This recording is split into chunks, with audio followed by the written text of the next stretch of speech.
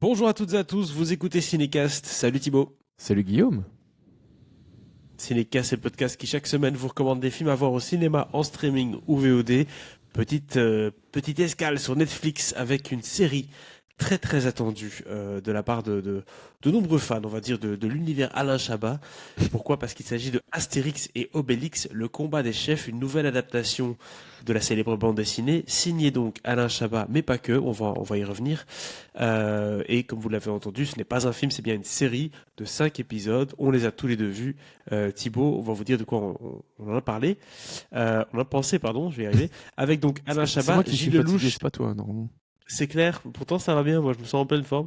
Avec Alain Chabat, Gilles Lelouch, Anaïs de Moustier, Jean-Pascal Zadi, j'en passe. On va revenir aussi sur le casting vocal parce que c'est toujours important dans ce genre de série-là. De quoi ça parle, le combat des chefs? Exactement comme dans la bande dessinée, c'est le dernier village indépendant de la Gaule, le village d'Astérix et Obélix, qui doit sa supériorité face aux Romains grâce à une potion magique. Mais lorsque le druide qui fabrique leur potion perd la mémoire, les villageois sont livrés à eux-mêmes face à la puissance de Rome, et particulièrement face au plan malin de César d'organiser un combat des chefs, et donc un combat entre deux chefs de village, et celui qui va gagner le combat peut prendre possession du village adverse. Et c'est peut-être un moyen un peu intéressant et politique de prendre le pouvoir sur ce fameux village de Gaulle. J'en dis pas plus, mais comme je l'ai dit, le plus important ici, c'est le retour d'Alain Chabat dans l'univers d'Astérix et de sa patte. On ne va pas en parler après un extrait de la bande-annonce, puisque Netflix oblige, il n'y a pas de bande-annonce. Mais rentrons dans le vif du sujet.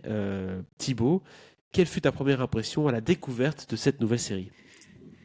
Alors, personnellement, je suis plutôt fan des films d'animation Astérix. En tout cas, le Domaine des Dieux, ça m'avait bien plu. Le Ouais. suivant, il y avait des bonnes choses dedans. Et ici, j'avais quand même plutôt hâte de voir la série, parce que je trouve que Astier avait fait un bon travail et Chabat avait fait un bon travail, et donc les deux ensemble, bah, tu te dis, parce que oui, Astier fait quand même un petit coucou dans la série.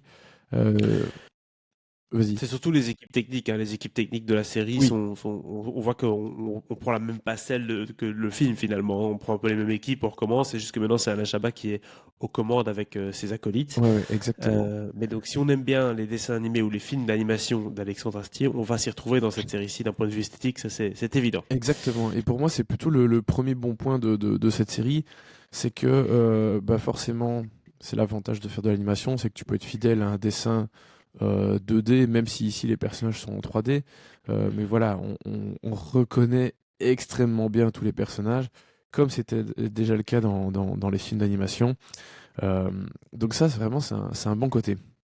Après, ma première impression, et je vois que tu l'as noté aussi, donc c'est très bien, après avoir terminé les 5 épisodes, c'est, je me suis dit, même si j'ai pas du tout trouvé le temps long, mais je me suis dit, bah en fait, ça aurait pu faire un bon film.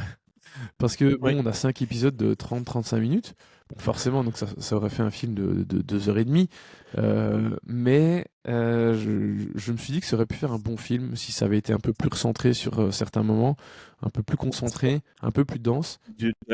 L'histoire de la série commence réellement après le premier épisode en fait, hein. Le Oui, premier épisode est une parenthèse assez réussi d'ailleurs sur la fameuse histoire de comment est-ce qu'Obélix est tombé dans la potion magique. Ça, c'est une bonne surprise, je trouve, dans cette série. tout à fait. Mais à part ça, voilà, on pourrait l'enlever et directement aller dans le combat des chefs. Et donc, ça fait 2 heures, du coup. Oui, oui, oui. Mais bon, c'est un petit détail parce qu'en vrai, c'est vraiment pas gênant. Euh, mais c'est pas une série que tu vas te dire ah, je vais regarder un épisode tous les jours, quoi. Tu vois, c'est un truc que tu vas regarder en une soirée parce que c'est 5 épisodes et c'est sympa où tu vas taper les gamins pendant 2 heures et demie devant un dimanche après-midi. Mais enfin, tu laisses Euh, peut-être pas tes gamins 2 heures et demie devant la non, télé. Mais enfin, non, non, non. tu vois le délire. Donc voilà, je suis pas du tout contraire par rapport à ce choix d'avoir fait une série et pas un film. Ça fonctionne bien. Et comme tu l'as dit, il y a cette petite surprise quelque part, enfin, qui n'en est plus vraiment une, mais de ce premier épisode un petit peu centré sur l'enfance d'Astérix et Obélix et de comment pardon, est tombé dans la potion quand il était petit. Donc voilà, Même si on a apparemment pas il mal existe. de petites choses euh, qui parfois sont nommées évidemment dans les bandes dessinées, etc. Et puis qui prennent vie autrement ici. Et ça, et puis ce côté qu'il y a toujours eu déjà dans les BD, c'est ce mélange de modernité avec ce temps ancien. Ça fonctionne parfois un peu moins au niveau des vannes, etc. Mais globalement, l'ambiance, l'humour tel qu'imaginé par Goscinny à l'époque sont toujours présents et intacts. Euh, donc ça, c'est évidemment aussi une autre très très bonne note pour cette série. Je pense que la question que la plupart des fans d'Astérix vont se poser, c'est quelle est la dose d'Alain Chabat là-dedans? Parce que forcément, Mission Cléopâtre, c'est connu pour être un film qui était très très fort Alain Chabat, peut-être même trop pour les puristes Astérix, parce qu'ils se sont dit, oula, il a vraiment pris Astérix, il a été l'étendre à fond pour en faire un truc avec des gags absolument sortis de nulle part, et qui n'était pas vraiment dans la BD, qui n'était pas une adaptation, on va dire, hyper fidèle, mais du coup, c'était quand même un très bon film, hein, parce qu'il y avait beaucoup d'éléments rafraîchissants, enfin, c'était vraiment quelque chose d'assez novateur. On ne s'attendait pas à ça en tout cas. Et là, la question qu'on peut se poser, c'est est-ce qu'Alain Chabat en fait trop? Est-ce qu'Alain Chabat va complètement faire des blagues à Alain Chabat toutes les 30 secondes? Bah, la réponse est non. Finalement, il est même plutôt soft, je trouve, dans son Ouais. approche. On retrouve vraiment l'esprit de Goscinny. Et puis voilà, de temps en temps, on a une petite vanne un peu, le fameux écran noir avec ce passage pour les hommes sensibles, enfin je sais pas quoi, enfin, des trucs comme ça, typiquement Alain Chabat avec une petite voix off un peu. Ouais. Ok, on en retrouve deux, trois, des passages comme ça. Forcément, plus on avance dans la série, plus je trouve qu'il prend des libertés. Et plus on a un humour contemporain avec des commentateurs sportifs, des trucs comme ça qui n'ont pas vraiment de rapport avec la BD non plus. Euh, mais voilà, ça m'a pas gêné pour autant. Et au contraire, je pense que les petites touches Chabat apportent de la modernité sympathique. Et c'est jamais dans l'excès. Et donc ça, c'est quand même quelque chose qu'il faut aussi souligner. C'est qu'on est vraiment dans une adaptation d'Astérix. Et ça reste un Astérix, quoi. Ouais, ouais. Moi, il y a des petits moments qui me gênent. C'est vite dit, hein. Mais parfois, même si, et je le disais, le côté mélange entre l'époque et la modernité a toujours été, enfin, ça fait partie de l'ADN d'Astérix. Parfois, je trouve ça un poil too much. Je me dis, bon, est-ce qu'on va pas un petit peu trop loin quand même? Et là, j'ai pas envie de spoiler, mais il y a une chose dans le dernier épisode euh, Ouais. qui fait enfin, qui fait référence au parc Astérix, très clairement. Et je vous en dis pas plus. Mais je me suis dit, bon, ok, c'est rigolo pour le clin d'œil, mais c'est pas un petit peu de trop quand même aller jusque-là? C'est vraiment des petites choses, hein. Je pinaille, je m'en rends bien compte parce que j'ai quand même pas boudé mon plaisir, mais voilà, il y a eu deux, trois petits moments comme ça, je me suis dit, bon, là on va peut-être un poil trop loin dans le délire. Euh, alors qu'il y a d'autres vannes qui font aussi des références à des choses très très actuelles, comme notamment le fait de faire un selfie. Bah, il y a une ref par rapport à ça, complètement autrement évidemment dans la série, qui est géniale, hein. Donc vraiment, voilà, c'est pour ça que je dis que le côté modernité, enfin le mélange entre la modernité et l'antiquité fonctionne bien. Mais voilà, il y a deux, trois petits moments où je me dis, bon, là c'était un petit peu de trop. Oui, c'est clair. Bon, écoute, ça reste une des propriétés intellectuelles les plus exploitées de France, hein. Je pense à Astérix, de par son parc d'attraction, de par toutes les BD qui continuent d'ailleurs aujourd'hui.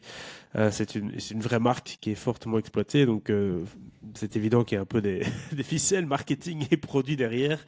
Et c'est un produit d'appel forcément pour tous ces bandes dessinées-là et pour le parc Astérix notamment. Donc oui, il y a une approche commerciale à cette série, c'est évident. Euh, mais bon, voilà, c'est un peu ce qu'on a à dire en tout cas, je pense, sur Alain Chabat, son écriture et sur le respect des traditions, si je puis dire. Oui. Qu'est-ce que tu as pensé du casting vocal? Est-ce que tu as des choses à dire par rapport à ça? Écoute, dans l'ensemble, je le trouve plutôt bon. Chabat en Astérix, Gilles Lelouch en Obélix, ça fonctionne bien.